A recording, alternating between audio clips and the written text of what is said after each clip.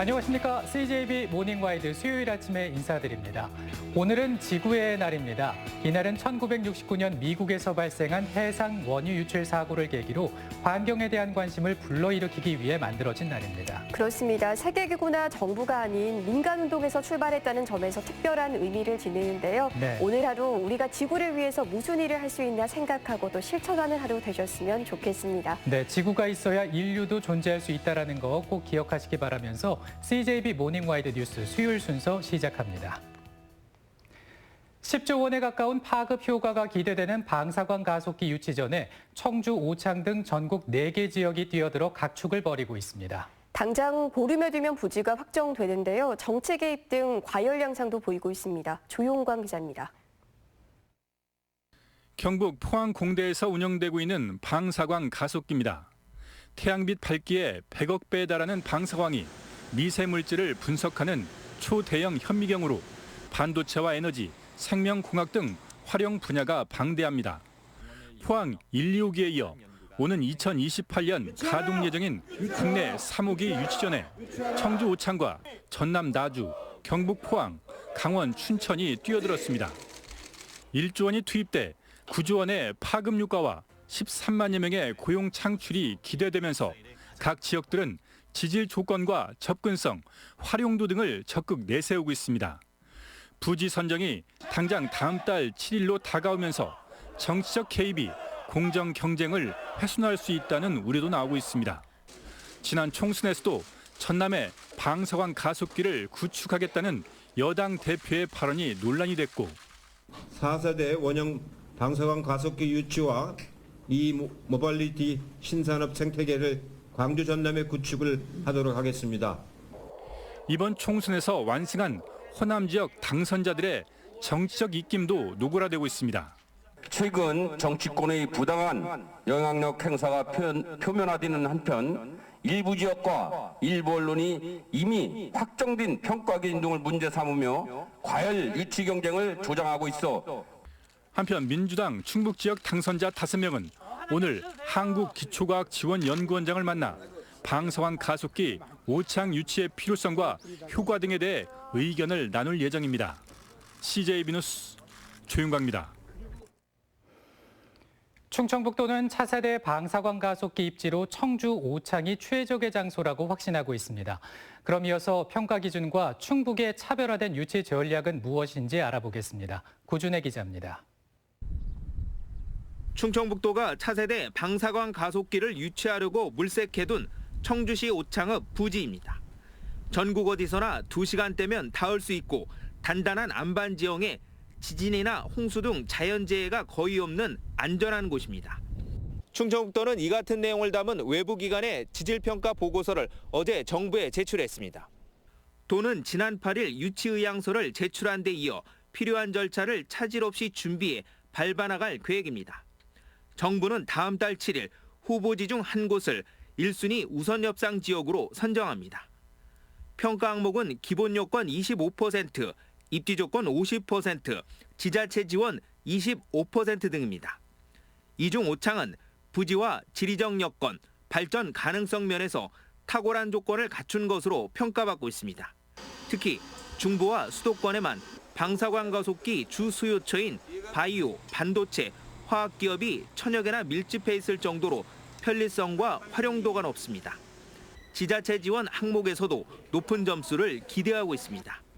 최대한 빨리 방사광 가속기가 건설될 수 있도록 건설 단계부터 지원할 계획이고요. 또 건설이 완료돼서 운영을 할 때도 운영이 아주 효율적으로 될 수 있도록 평가 사항은 아니지만 충청권 유치위원회가 일찌감치 출범할 만큼 유치 문제는 이제 충청민 모두의 관심사로 떠올랐습니다. 충청북도가 2008년에 실패를 딛고 유치에 최종 성공할 수 있을지 관심이 모아지고 있습니다. CJB 뉴스 구준혜입니다. 최근 민간 배달앱 업체의 요금 체계 개편이 한동안 논란이 됐었죠. 독과점 형태의 배달앱 시장에서 소상공인들이 속수무책으로 피해를 볼 수밖에 없다는 문제 제기가 나왔는데 충청북도가 공공배달앱 개발에 나섰습니다. 진기훈 기자입니다. 청주에서 배달 전문 음식점을 운영하는 이훈우 씨. 민간 배달 앱을 끼고 영업할 수밖에 없는데 최근 바뀐 배달 앱의 요금 정책은 부담입니다. 정액제로 운영되던 게 수수료 체계로 바뀌면서 배달 건당 수수료가 붙게 된 데다 광고비 등도 내야 하기 때문입니다. 파는 만큼 거기에 대한 수수료를 저희가 이제 내야 되기 때문에 솔직히 그 배달 음식 자체가 수수료 마진이 별로 그렇게 세지가 않거든요.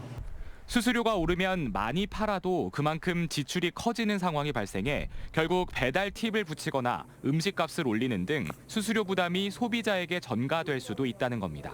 최소한에 있으니까 뭐 25% 정도 마진이 있으니까 그걸 맞추기 위해서 어쩔 수 없이 여기다가 이제 배달 팁이라든가 이런 거를 갖다 좀 저희들도 이제 올릴 수밖에 없어요. 이 같은 논란에 결국 배달의 민족 측은 수수료 방식의 요금 체계 개편을 철회했지만 소상공인들은 배달앱 측이 또 어떻게 요금 체계를 바꿀지 여전히 불안할 수밖에 없습니다. 소상공인 부담을 덜어주기 위해 여러 지자체가 공공 배달앱 개발에 뛰어들자 충청북도도 여기에 가세했습니다. 충북형 공공 배달앱 개발을 위해 예산 7억 원을 이번 추경에 편성해 도의회에 제출했습니다. 민간 배달앱 수준의 서비스를 제공할 수 있느냐가 관건인데 다양한 운영 방안을 고민하고 있습니다. 공공에서 자체적으로 하는 안, 또 민간에서 하는 안, 또 공공과 민간이 같이 시너지를 컨소시엄으로 해서 하는 안, 뭐 이렇게 세 가지 안이 있을 수 있는데 가장 합리적인 방법을 선택해서 벼랑 끝에 몰린 소상공인들의 수수료 부담을 완화시켜주자는 취지는 좋지만 지자체의 민간 분야 개입에 부정적인 의견도 있어 둘을 조화할 수 있는 운영의 묘가 절실해 보입니다. CJB 뉴스 진기훈입니다. 요즘 하늘 한번 보셨나요? 미세먼지 없는 맑은 하늘이 정말 오랜만이고 감사하게까지 느껴지는데요. 그도 그럴 것이 지난해보다 미세먼지 농도가 절반 가까이나 뚝 떨어졌다고 합니다. 이윤영 기자의 보도입니다. 청주 수암골에서 바라본 풍경입니다. 지난해 같은 시기에 같은 곳에서 찍은 장면이라고 믿을 수 없을 만큼 하늘이 파랗습니다. 지금 저 뒤에 부모산까지 아주 선명하게 보이는데요. 지난해 이맘때와 비교해보면 하늘색부터 확 달라진 느낌입니다. 공기 좋다는 게 느껴져요. 미세먼지가 없으니까. 그래서 너무 좋아요. 뭐 멀리 보이니까 좋네. 청주 시내가 한가운데 다 보이니까 좋네요. 실제로 지난해 1월부터 3월까지 충북 지역의 미세먼지 농도는 45에서 최고 47 마이크로그램까지 기록했습니다. 하지만 올 들어서는 꾸준히 낮아져 3월에는 45%, 절반 가까이나 뚝 떨어졌습니다. 미세먼지주의보도 지난해 3월까지 56차례나 내려진 데 반해 올해는 1, 2월에 각각 4차례, 3월에는 단 1차례만 발령됐을 뿐입니다. 겨울이면 중국이 미세먼지를 안고 우리나라로 불어오는 북서풍 대신에 깨끗한 동풍이 분 것이 주요했습니다. 지난 겨울 포근한 날씨 탓에 시베리아 고기압이 발달하지 못하면서 동풍이 부는 날이 3배나 늘어난 겁니다. 코로나 여파로 중국에서 공장 가동이 많이 줄었습니다. 그래서 그 영향도 있을 테고 국내에서도 사회적 거리 두기로 이동량이 많이 줄었기 때문에 이 밖에도 지난해보다 강수량이 큰 폭으로 증가하면서 공기질이 좋아졌고 공공부문 차량 이부제 등 계절관리제와 코로나19의 여파도 미세먼지를 줄이는데 한 몫을 한 것으로 분석됩니다. CJB 뉴스 이윤영입니다. 과일 농사를 짓는 농민들이 내 맘 같지 않은 날씨와 인력난으로 도통 일할 맛이 나지 않는다고 합니다. 하루하루 농민들의 시름이 깊어지는 가운데 농협중앙회 이성희 회장을 비롯한 봉사단원들이 제천 산골마을에서 일손 돕기 봉사를 했습니다. 신규식 기자가 다녀왔습니다.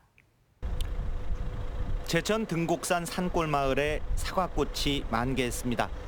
봉화제 자락의 오지마을 덕곡리는 40남짓의 농가가 한 해 사과 농사로만 50억 원의 매출을 올리는 명품 사과 생산지입니다.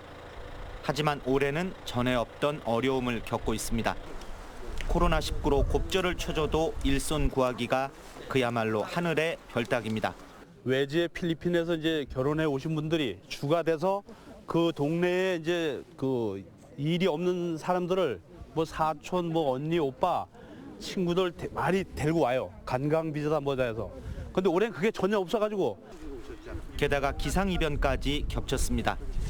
사과꽃이 피는 4월 아침 기온이 0도 안팎까지 떨어지는 이상 저온으로 심각한 냉해를 입은 겁니다. 이상저온으로 이렇게 제대로 꽃이 피지 못하는 냉해 피해 규모는 우리 지역만 2,000헥타르, 무려 축구장 2,800개에 달하는 면적입니다.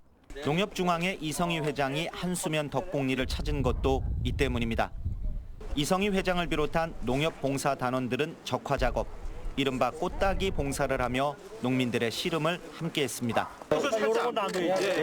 살짝 꺾는다 생각해 그렇게. 스마트 팜이라든가 또한 AI 농법이라든가 이런 걸 빨리 우리가 도입을 해서 농촌에 빨리 보급을 시켜서 그렇게 해서 우리 농가 소득을 좀 단시일 내에 증대시킬 수 있도록 이렇게. 이런 가운데 농협은 냉해 복구 예산의 선 지급을 비롯해 무이자 대출 등 다양한 지원 대책을 내놓고 있습니다. CJB 뉴스 신규식입니다.